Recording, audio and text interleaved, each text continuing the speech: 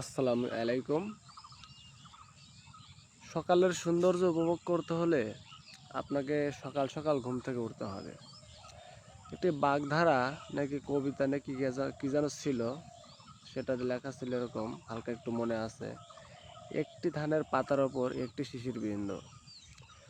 তো শুধু ধানের পাতার ওপর না, সকালবেলা যে কোনো উদ্ভিদের ওপর, সেরকম এই যে দেখুন ঘাসের পাতার ওপর যে শিশির বিন্দুটা হয়েছে, দেখতে অনেক মনোমুগ্ধকর লাগছে, অনেক সুন্দর লাগছে।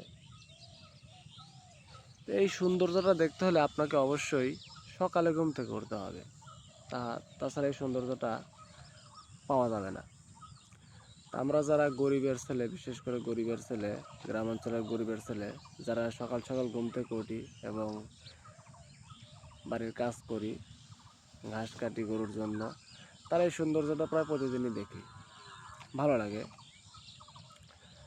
তো আপনারাও যারা সৌন্দর্য দেখতে চান, সকালবেলার সৌন্দর্য উপভোগ করতে চান, তারা অবশ্যই সকাল সকাল ঘুম থেকে উঠবেন, তাহলে সৌন্দর্যগুলা উপভোগ করতে পারবেন। আলহামদুলিল্লাহ, আমরা গ্রামের ছেলেরা অনেক ভালো আছি।